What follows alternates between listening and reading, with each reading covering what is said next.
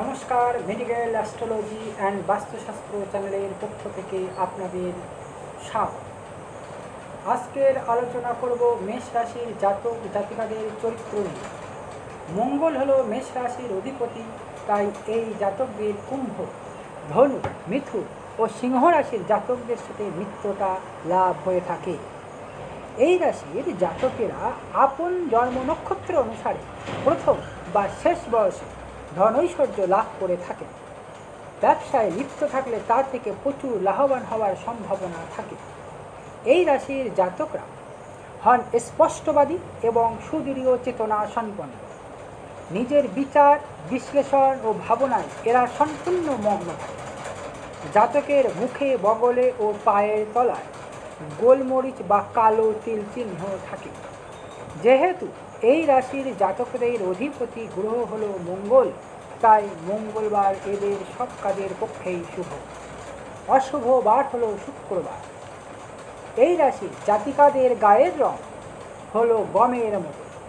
এদের বিয়ে হয় সাধারণত কম আয়ুযুক্ত পুরুষদের সঙ্গে। স্বামীর উপর এরা সবসময় কর্তৃত্ব চালাতে চায়, তবে এরা কাজ করে বেশি, চালে চলনে, আচারে ব্যবহারে কিছুটা উদ্যক্ত স্বভাবের হয়ে থাকে। এই রাশির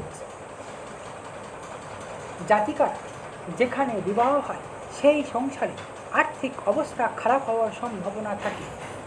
এরা বুদ্ধিসম্পন্ন, রূপবতী, গুণবতী হয়ে থাকে, তবে অল্প বয়সে এরা বিবাহ বন্ধনে আবদ্ধ হয়ে থাকে, কিন্তু এই বন্ধন বেশি দিন স্থায়ী হওয়ার সম্ভাবনা থাকে না। এদের সন্তান হয় অনেকগুলি, তবে 3টি সন্তান দ্বারা সুখের স্পর্শ পায়। এদের জীবনে মৃত্যু ভয় থাকে 3-4 বার। এগুলি কাটিয়ে উঠতে পারলে এরা 75 থেকে 90 বছর পর্যন্ত আয়ু লাভ করে। বন্ধুরা, আমার এই বক্তব্য ভালো লেগে থাকলে অবশ্যই আমার চ্যানেলটি তোমরা সাবস্ক্রাইব করবে, লাইক করবে এবং শেয়ার করবে। দেখা হবে পরবর্তী এপিসোডে। নমস্কার, ধন্যবাদ।